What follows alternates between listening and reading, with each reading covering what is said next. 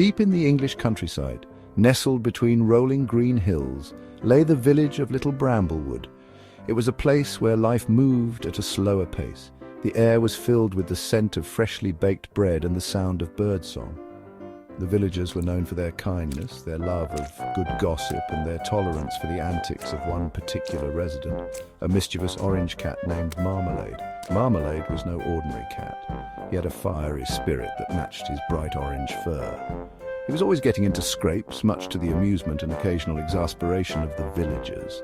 His days were spent exploring the nooks and crannies of Little Bramblewood, his emerald eyes sparkling with mischief. He was a familiar sight, weaving through the legs of villagers, a flash of orange against the backdrop of cobblestone streets and ivy-covered cottages. One sunny afternoon, Marmalade found himself lounging on the windowsill of Mrs. Willowbrook's bakery. The aroma of freshly baked bread wafted through the open window, making his whiskers twitch. He watched as Mrs. Willowbrook, a plump, rosy-cheeked woman, bustled about her kitchen. Marmalade's tail twitched with anticipation. He loved a good pastry as much as the next villager, and Mrs. Willowbrook's were legendary. Marmalade was not one to wait for handouts. He saw an opportunity and decided to seize it. With a graceful leap, he hopped onto the counter, narrowly avoiding a tray of freshly baked scones. Mrs. Willowbrook, startled by the sudden movement, turned around just in time to see Marmalade making off with a jam-filled donut. "Marmalade!" she exclaimed, a mixture of amusement and exasperation in her voice. But it was too late. Marmalade was already halfway out the window, his prize clutched firmly in his jaws. His escapades didn't end there.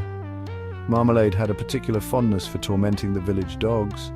He would often hide in the bushes, waiting for an unsuspecting canine to wander by. Then, with a mischievous glint in his eye, he would leap out, claws extended, sending the poor dog running with a yelp. The villagers would shake their heads and chuckle, knowing that Marmalade's bark was worse than his bite.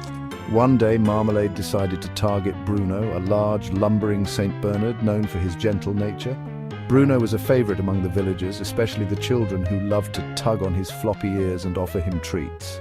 Marmalade, however, saw him as a challenge, a gentle giant he could easily outsmart. As Bruno lumbered past Mrs. Higgins' flower shop, Marmalade sprang from his hiding spot, landing squarely on the dog's back.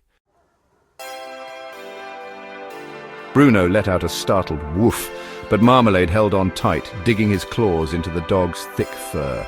The villagers looked on in amusement as Marmalade, perched atop Bruno like a furry orange jockey, rode the dog down the street. Bruno, confused but unharmed, eventually managed to shake Marmalade off. The cat landed on his feet, as cats always do, and sauntered away with an air of triumph. Despite his mischievous nature, Marmalade was not without his charms. He had a way of worming his way into the hearts of even the most hardened villagers. He was a regular visitor at the village pub, the Rusty Mug, where he would curl up on the lap of Old Man Thompson, a gruff but kind-hearted widower. The two would sit in companionable silence, Marmalade purring contentedly as Old Man Thompson stroked his fur. The children of the village adored Marmalade.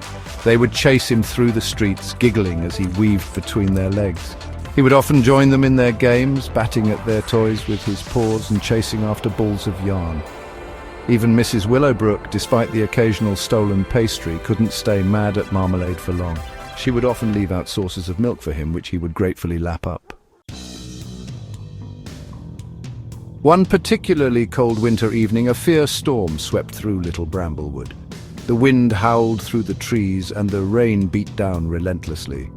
The villagers huddled inside their homes, seeking refuge from the elements. Marmalade, caught out in the storm, sought shelter in the doorway of the village shop. He was cold, wet, and miserable.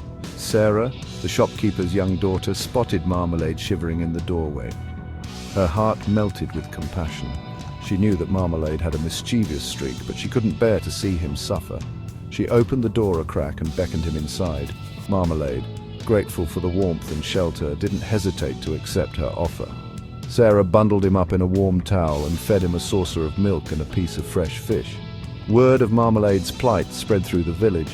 The next morning, he awoke to find a basket of gifts on the doorstep of the shop. There were balls of yarn, catnip toys, and even a few tasty treats from Mrs. Willowbrook's bakery.